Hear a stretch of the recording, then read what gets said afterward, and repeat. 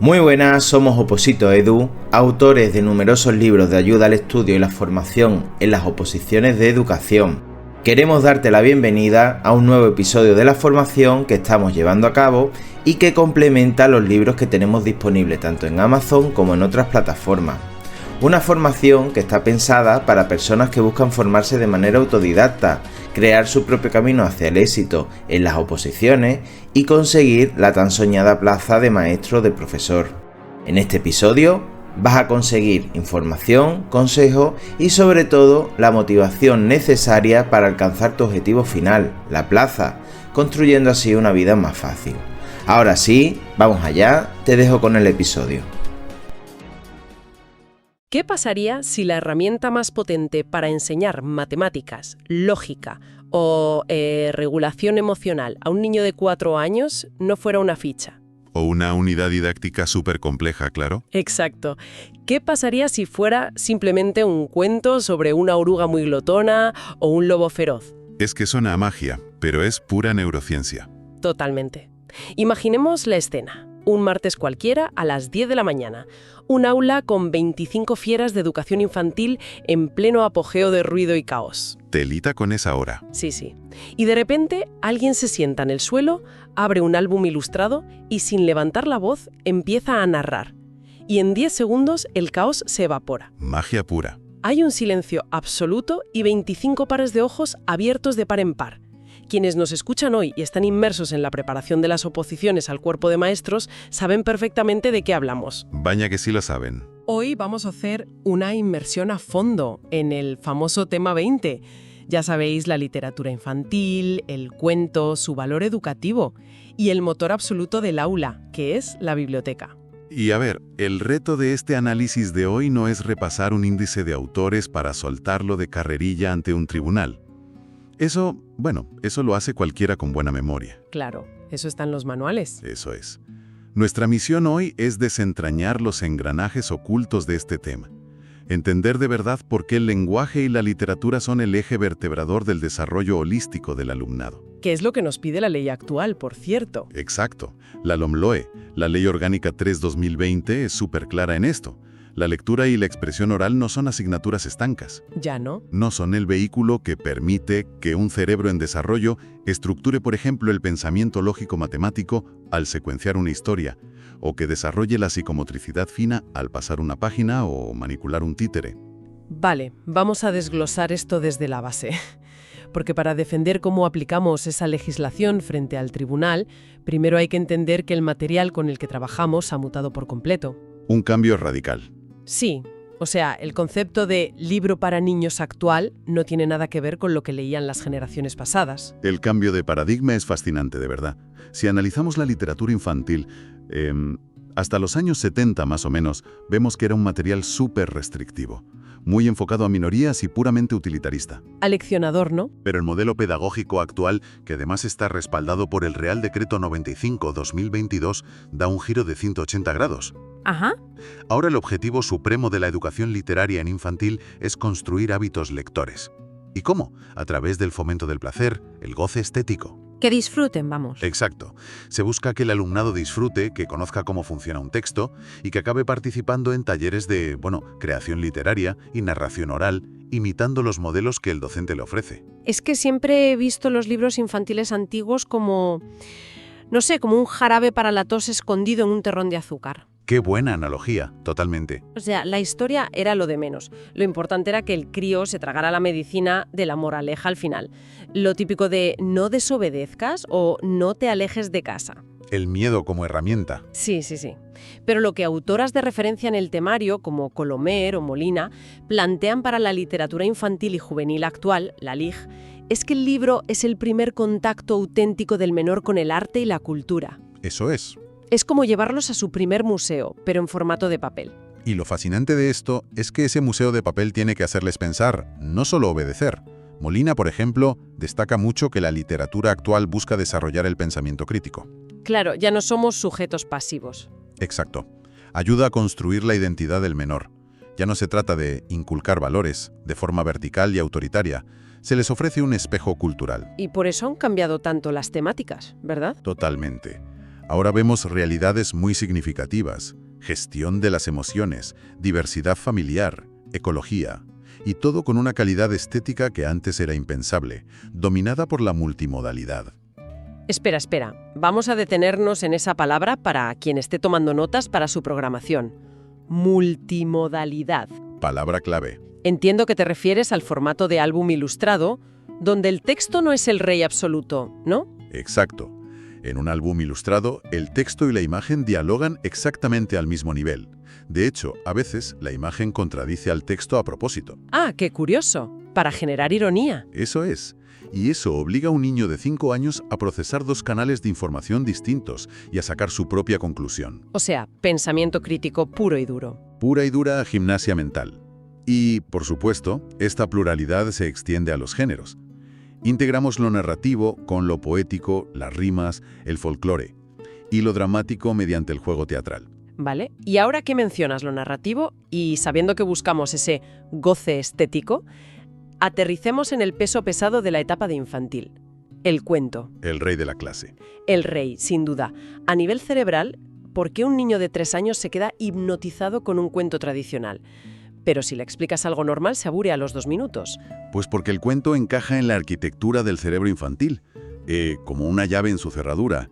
Las investigaciones de López, de 2021, lo desglosan a la perfección. Ajá, ¿qué nos dice López? A nivel cognitivo, el esquema narrativo clásico, ya sabes, planteamiento, nudo y desenlace, es lo que permite al cerebro inmaduro comprender la causalidad. El causa y efecto. Eso es. Si un personaje toma una mala decisión en el planteamiento, hay una consecuencia en el nudo que debe resolverse en el desenlace. Y además de lo cognitivo está la parte social, ¿no? Fundamental. Esa lectura en el aula fomenta una atención sostenida que es inusual para su edad. Dispara la adquisición de vocabulario y, muy importante, cohesiona al grupo. Todos están viviendo la misma emoción de forma simultánea. Claro, el cuento funciona como un simulador donde ensayan la vida. Qué buena forma de verlo. Pero a ver, un simulador tiene que estar ajustado a las capacidades de quien lo usa. No puedes poner el mismo nivel de complejidad a los 2 años que a los 6. Ni de broma. Sería un desastre. El temario marca unas etapas evolutivas muy estrictas aquí. Y son vitales para justificar la elección de materiales si te toca defender una unidad didáctica ante el tribunal. Mira, de los 2 a los 5 años el dominio absoluto es de los cuentos de fórmula. Los rítmicos. Exacto. Son estructuras mínimas. Tenemos los cuentos de nunca acabar o los cuentos mínimos que terminan casi en la primera frase como el clásico cuento de la banasta. Y los acumulativos, madre mía. Los acumulativos o de encadenamiento son los reyes ahí. Es que te pregunto, ¿por qué esa obsesión de los más pequeños con la repetición? Porque, a ver, un adulto se desespera contando el mismo cuento del animalito que se va sumando uno tras otro. Ya. La paciencia del adulto se agota, pero a nivel neurocognitivo, esa repetición constante construye su memoria de trabajo. Les da una seguridad psicológica enorme. Ah, claro, saben lo que va a pasar. Exacto. Saber qué frase viene a continuación les hace sentir competentes, sienten que dominan el lenguaje. Y luego, al entrar en la franja de los 4 a los 7 años, cambian y conectan profundamente con los cuentos de animales. Que es cuando se acercan un poco a la fábula. Eso es. Proyectan sus emociones en los animales. Y fíjate qué curioso, suelen identificarse casi siempre con el animal más fuerte o el ganador. Aunque empiece siendo el malo. Les da igual. Cambian de lealtades a mitad del cuento si hace falta, porque su ego, que está en plena formación, necesita esa seguridad de la victoria. Aquí es donde se pone muy interesante la cosa, porque llegamos a una curva peligrosa en el temario. A ver. Al final de esa etapa, entre los 5 y 7 años, entran con fuerza los cuentos maravillosos, los clásicos cuentos de hadas. Terreno pantanoso hoy en día. Totalmente. Si yo soy un futuro maestro y me toca defender mi programación ante un familiar enfadado, me veo en un aprieto. Imagina que te dicen: ¿por qué le cuentas a mi hijo una historia donde una bruja quiere meter a 2 niños en un horno o donde un lobo se come a una anciana viva? Ya. Porque, a ver, es violencia implícita y encima contradice la realidad científica. Y hay teóricos que respaldan esta queja. Aquí nosotros no tomamos partido, pero hay que conocer el debate. Sin duda. Es un debate pedagógico súper abierto y el opositor tiene que dominar las 2 posturas. Hay detractores muy fuertes, como el pedagogo Brauner, que sostienen precisamente eso. Que es un engaño. Claro, Brauner dice que no debemos engañar a los niños con personajes mágicos que rompen las leyes de la física y critica muchísimo esa crueldad de los relatos folclóricos. Vale. Entonces, si el tribunal o una familia me plantea esa objeción de Brauner, ¿cómo defiendo yo la inclusión de Hansel y Gretel sin sonar como una temeraria irresponsable? Perdona que te interrumpamos un segundo la formación, pero si estás escuchando esto desde Spotify, te queremos pedir algo muy sencillo, pero que va a marcar la diferencia para que la formación llegue a más gente y tenga sentido seguir creándola. Te pedimos por favor que detengas solo un segundo la formación y puedas valorarla del 1 al 5. Cuantas más opiniones recientes de 5 estrellas tengas, más nos vas a ayudar a que el algoritmo reconozca esta formación como interesante y que podamos seguir creando nuevos capítulos.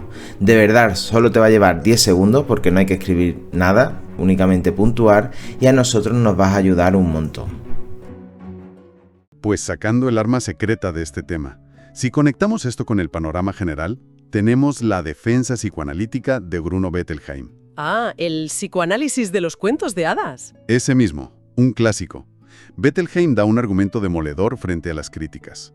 Él dice que esos monstruos, esas brujas y esos lobos feroces no son un problema de zoología o de criminología. ¿Vale? Son la representación física del propio inconsciente del niño. Espera. A ver si lo entiendo. ¿Me estás diciendo que el lobo feroz es en realidad una proyección de la propia ira del niño, de sus miedos internos? Exactamente eso. Piénsalo. Un niño de 5 años siente ira, siente envidia, siente a veces una ansiedad profunda por la separación de sus padres, pero no tiene el vocabulario ni la madurez emocional para sentarse y decirte, oye, siento angustia por abandono. Claro, no tienen esas herramientas. No las tienen. Lo que hace el cuento de hadas es darle un avatar externo, una forma física a ese miedo. Al ver que el héroe o la heroína se enfrenta a ese monstruo en un bosque oscuro y que al final sale victorioso. Claro, procesa el conflicto en un entorno seguro. Eso es. Sabe que el mal será castigado y el orden restaurado. Es pura alfabetización emocional. Es brillante, la verdad. No están aprendiendo violencia. Están aprendiendo que los monstruos internos se pueden vencer. Exacto. Y bueno, ya para cerrar esta clasificación, a partir de los 8 años, el salto es evidente. Abandonaríamos esa magia para entrar en cuentos de la vida real. Sí, los cuentos de costumbres. Que están muy bien categorizados por teóricos como Rodríguez Almodóvar. Se basan en la vida cotidiana humana, muchas veces con un tono de sátira. Y mucha burla hacia los poderosos, ¿no? Que a esa edad les encanta. Les fascina, porque conecta directo con el sentido de la justicia tan agudo que tienen los niños más mayores. Bien, hemos diseccionado el qué y el por qué. Tenemos la teoría evolutiva y la profundidad psicológica. Pero a ver, el papel lo aguanta todo. Ya te digo. La realidad es que quien nos escucha va a tener que plantarse frente a 25 alumnos y ejecutar esto. Y la selección del material es crítica porque no todo vale. No, ni mucho menos. En el temario aparecen 2 conceptos sobre los criterios de selección que a mí, te confieso, siempre me han parecido un trabalenguas. Sistematización lógica y penetrabilidad.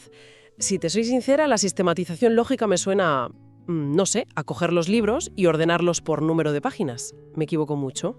Te equivocas bastante, sí. Pero es una confusión súper común, no te preocupes. Vale, ilumíname. La sistematización lógica no es ordenar por tamaño ni por grosor. Es presentar la literatura de una forma progresiva y estructurada para que el niño no se frustre. Ah, vale. ¿De menos a más complejidad? Eso es. Asegurar que las estructuras narrativas vayan creciendo con él. Pero ya aquí está el truco. Si solo aplicamos la sistematización lógica y le damos al niño libros que ya domina al 100%, le matamos de aburrimiento. Claro, 0 retos. Le quitamos el placer de superar un obstáculo. Y ahí es donde entra tu segunda palabra, la penetrabilidad. Que reconozco que es un término peculiar para la literatura. Lo es. Suena muy técnico, pero define algo hermoso. La penetrabilidad es la capacidad de una obra para estimular al menor, presentándole un reto mental manejable. O sea, que no sea ni muy fácil ni imposible. Exacto.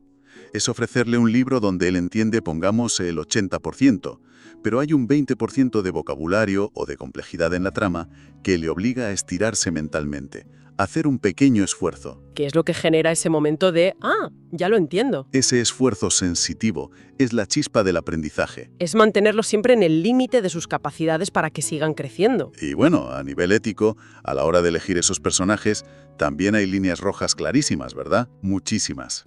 Para empezar, hay que valorar la inteligencia, la astucia o la fuerza de voluntad de los personajes por encima de la belleza extrema o la fuerza bruta. Fundamental. Y una regla de oro que a veces se nos olvida: huir de los personajes perfectos. Los protagonistas sin defectos son aburridísimos. Son aburridos y deshumanizados. Un niño no puede empatizar con alguien que no comete errores. Tampoco podemos edulcorar en exceso el material. El síndrome de la burbuja de cristal. Totalmente. No hay que ocultar realidades de la vida cercanas al menor. El cuento prepara para la vida, no les esconde de ella. Vale. Entonces, ¿qué significa todo esto en la práctica? Ya hemos seleccionado el libro perfecto. Tiene penetrabilidad, el protagonista comete errores y respeta el nivel evolutivo. Ahora, toca contarlo. La puesta en escena. Eso es. Y aquí el docente tiene que asumir que no es un simple lector. O sea, el opositor tiene que verse a sí mismo casi como un actor de doblaje, un mezclador de sonido, inventando ruidos y melodías, y un escenógrafo. Las reglas de narración son casi de arte dramático. Totalmente. Para empezar, brevedad. Un cuento en infantil no debería durar más de 10 minutos, porque la curva de atención sencillamente cae en picado. Desconectan. Sí. El ritmo tiene que ser rápido. La acción debe fluir. Las descripciones largas y superfloridas son el enemigo mortal de la narración oral en estas edades. Y hay un punto en los manuales de didáctica que me parece vital subrayar, porque es un error en el que cae casi todo el mundo por instinto. A ver. La infantilización del lenguaje. El famoso, mira el perrito que va por el caminito con su huesito. Es un error gramísimo. Y te digo una cosa, el tribunal de oposición lo penaliza mentalmente al instante si te escucha hablar así en la defensa. Está totalmente prohibido simplificar el vocabulario en exceso o usar diminutivos constantes. Pero ¿por qué es tan dañino a nivel pedagógico? Al final, la gente lo hace porque suena cariñoso. Ya, suena tierno, pero subestima muchísimo la capacidad cognitiva del alumnado. Y lo más grave, frena en seco el desarrollo de su competencia lingüística. Claro, porque les quitas el modelo correcto. Es que el docente es el principal modelo de lenguaje del niño en el aula. Si el modelo es pobre, el aprendizaje es pobre. Pura y dura imitación. Tienes que usar la palabra correcta aunque sea compleja. El niño ya la deducirá por el contexto y, mágicamente, la incorporará a su léxico. Queda clarísimo. Nada de caminitos ni perritos. Nada. Y sobre la puesta en escena, como decíamos, el docente pasa a ser un director de orquesta. Así es. Y ojo, un buen docente jamás improvisa un cuento. Hay que llevarlo preparado. Tiene que haberlo leído varias veces antes, interiorizar el ritmo, memorizar las fórmulas de repetición. Porque tienes que poder mirar a los niños a los ojos y no estar pegado al papel. La mirada es clave. Y la disposición espacial en el aula tampoco es un capricho. Se debe sentar a los niños en semicírculo frente al narrador. Para que todos vean igual. Exacto. Garantiza la equidad visual. Todos están a la misma distancia, todos pueden mantener contacto visual directo y, fundamentalmente, todos pueden leer los labios y las expresiones faciales del maestro. Que para el desarrollo fonético es básico. Básico y esencial para la empatía emocional de la historia. Y antes de articular la primera palabra, el silencio. Exacto. Hay que crear una atmósfera. El docente se sienta y espera pacientemente a que se haga el silencio. No gritas pidiendo que se callen. Lo convocas con la postura. Eso es. Como dice el temario, el narrador en ese momento se convierte en una persona generosa, alguien que entrega una historia por el mero placer de agradar y compartir. Mientras disfrutas de esta formación, queremos recordarte que puedes llevar tu preparación un paso más allá con nuestros libros especializados. En ellos vas a encontrar todo el contenido que estás escuchando ahora, pero ya organizado en papel, con tablas, gráficos, resúmenes diseñados para facilitar el estudio y, por supuesto, a un precio muy económico. Son materiales creados pensados en el opositor de ahora, claro, directos y perfectos para preparar el examen de forma autónoma y con garantías de éxito. No lo dejes pasar, dirígete a la descripción o a los comentarios de esta formación y haz clic en el enlace que te llevará directamente a la compra del libro. Tu mejor nota empieza aquí. Y cuando pronuncia el colorín colorado o la fórmula de cierre que sea, la mágica no termina ahí. De hecho, como estas historias actúan como herramientas psicológicas, el proceso no puede quedarse en una escucha pasiva, hay que pasar a la acción. Vital. La historia tiene que cobrar vida en las manos del alumnado. Las actividades después de la narración deben ser el puente entre esa asimilación pasiva y la expresión activa. Y siempre lúdicas. Siempre desde un enfoque lúdico e interactivo. Y ojo, no hablamos de hacer la típica ficha de rellenar huecos, hablamos de creatividad. Emalio menciona varias. Crear los escenarios del cuento con plastilina, visitas virtuales, traer narradores locales. Pero hay una que me parece la herramienta pedagógica definitiva. El teatro de sombras. Es que el teatro de sombras es espectacular. Es una actividad globalizadora brutal. Fíjate en el proceso, ¿eh? Primero, los niños recortan o pican figuras de cartón, trabajando a fondo la psicomotricidad fina. Ajá. Luego, al manejar la silueta detrás de la pantalla con el foco de luz, trabajan la coordinación oculomanual y la percepción espacial. Y encima hablan. Claro, al tener que volver a contar la historia mientras mueven la figura, están ejercitando la memoria secuencial y la expresión oral. Todo en una sola actividad, nacida de un cuento. Es súper completo. Y bueno, para que todo este ecosistema literario sobreviva en el día a día, necesita un hogar físico dentro de las 4 paredes de la clase. Llegamos al corazón del tema, la biblioteca de aula. Eso es. El Real Decreto 95/2022 le otorga un peso fundamental. Y para que nos entendamos, esto no puede ser una estantería arrinconada donde aparcamos los libros rotos o los que sobran de otros años. Ni muchísimo menos. Eso plantea una pregunta importante sobre cómo gestionamos los recursos. La biblioteca de aula no es un almacén. Es, si me permites la analogía, un gimnasio lingüístico. Me gusta. Es un espacio vivo. Su objetivo es habituar al menor al uso de fuentes de información y al disfrute recreativo de forma autónoma. Tiene que funcionar con un servicio de préstamo real. Donde el niño se responsabilice, ¿no? Eso es, de llevarse un libro a casa, cuidarlo y devolverlo. ¿Y cómo se diseña este gimnasio para que sea realmente efectivo y el tribunal vea que dominamos el espacio a nivel práctico? Primero, los criterios de selección. Los libros no se ponen ahí al azar. Deben estar minuciosamente seleccionados, atendiendo a la edad y a los centros de interés del momento. Si en la clase están obsesionados con los dinosaurios, pues habrá que poner libros de dinosaurios. Lógico. Y muy importante, adaptados al nivel sociocultural del grupo para asegurar que la conexión sea real. Físicamente, ojo con esto, los libros tienen que estar expuestos de forma frontal. Mostrando las portadas, no los lomos. Exacto. Las portadas son visualmente atractivas. Los lomos no les dicen nada. Y por supuesto, a la altura de sus ojos y de sus manos. No pueden estar guardados bajo llave en el armario del docente. Sería un delito pedagógico. Es que, si están bajo llave, anulamos su función principal. Porque esto entronca directamente con las competencias clave, que es lo que nos pide la legislación. Totalmente. Si el tribunal te pregunta cómo justificas este rincón, la respuesta es clara. La biblioteca escolar es el campo de entrenamiento definitivo para la competencia en comunicación lingüística. Y la personal y social también. Sí, la competencia personal, social y de aprender a aprender. Fomenta la autonomía del menor para elegir qué quiere explorar, fomenta el respeto por el material que es de todos y crea un hábito de lectura silencioso y sostenido. Es increíble ver cómo encajan todas las piezas del rompecabezas.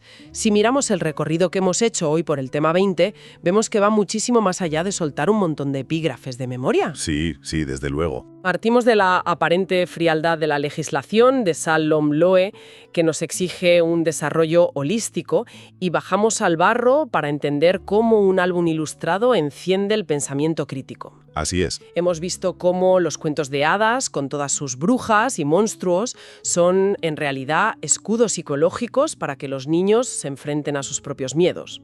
Y hemos comprobado cómo toda esta responsabilidad recae sobre el docente.